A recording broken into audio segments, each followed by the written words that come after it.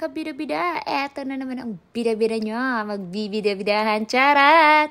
Hi mga kabida-bida, samahan nyo ako sa off day ko. Second day of CNY, Chinese New Year. So lahat yan na nakikita nyong sasakyan, akin yan, charot. Akin nakikita, hindi po akin, charot. Sa mga kapitbahay nila yan, charot. So guys, nandito tayo ngayon, pero bago tayo pumunta doon, mag-abang ng sasakyan papuntang Pasiris, nangapit bahay muna kami. Siyempre, parang mga magnanakaw sa bakuran talaga. Sa likod talaga kami dumaan. Charot, tinawag namin si ate kasi meron kaming hinihingi at binibigay kay ate. So, busy siya, nagluluto. Sabi niya, ba't dito kayo sa likuran dumaan? May hinihingi lang po kami, charot. So guys, pagkatapos naming makahingi, charot, hinihingi na ngayon, charot. So, sumakay kami ng MRT. At ayan na nga guys, ayaw pang mag-tap ng card ko. Oh my gosh, tingnan nyo nga, multiple card. So, kailangan kong tanggalin yung isa kong card kasi po bawal ang marami ang card, nababasa din siya. So, hanggang sa makapasok kami ng MRT, syempre, naupo tayo doon sa PWP at charot.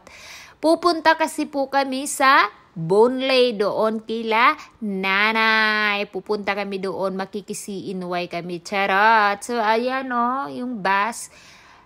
Antayan ng bus papunta kila nanay. So hanggang dumating ang bus papunta kila nanay, papunta sa Bonlay. So, ayan guys, kita nyo yan, oh. Bonlay Place, food court. So, ang ganda dyan guys, lalo na paggabi kasi maraming lights. So, hanggang nakarating kami dito kay nanay, syempre may dala-dala kaming orange para kay daddy. Pero pagdating namin doon, wala si daddy. Kasama siya ng anak niya. So, sabi namin, Happy New Year, nanay. At saka may kausap pa si nanay nang dumating kami, charot.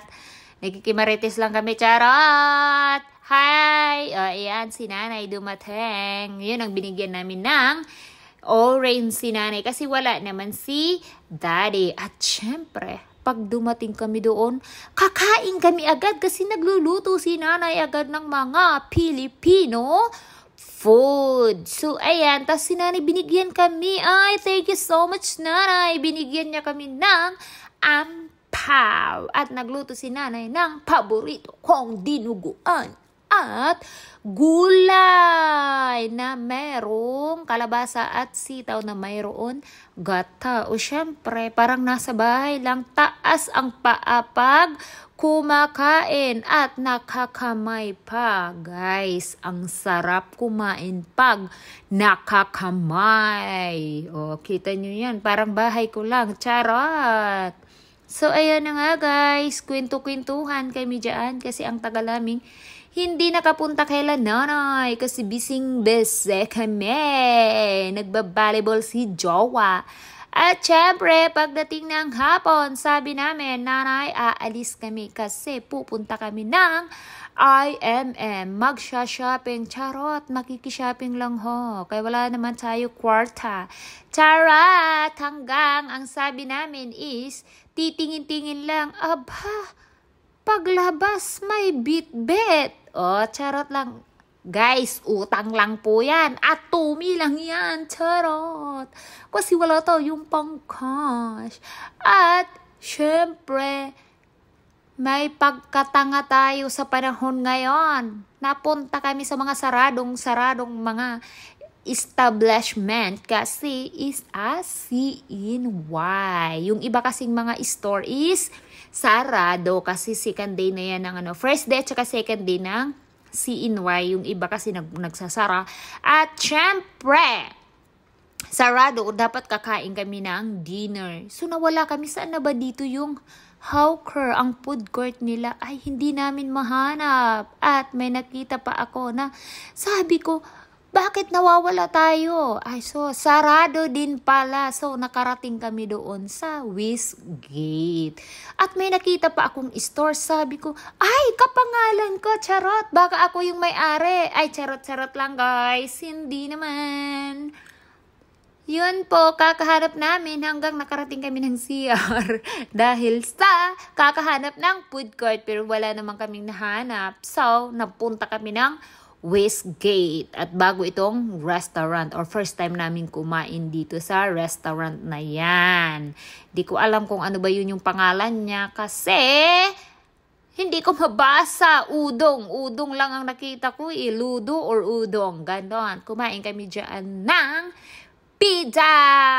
At ay guys, nakita nyo yan yung order number, kunti lang yan. Ang grabe, ang service fee ay mahal. At merong charge na para sa CNY. Alam mo ba yung $3 ang charge nila sa CNY? Oh my God!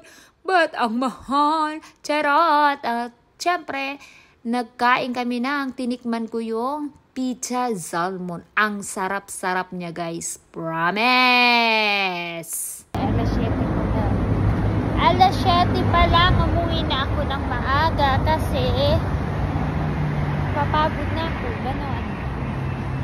Tsura ng buhok ko. So guys, thank you so much. See you again sa next vlog ko. Yan lang po. Bye-bye. God bless.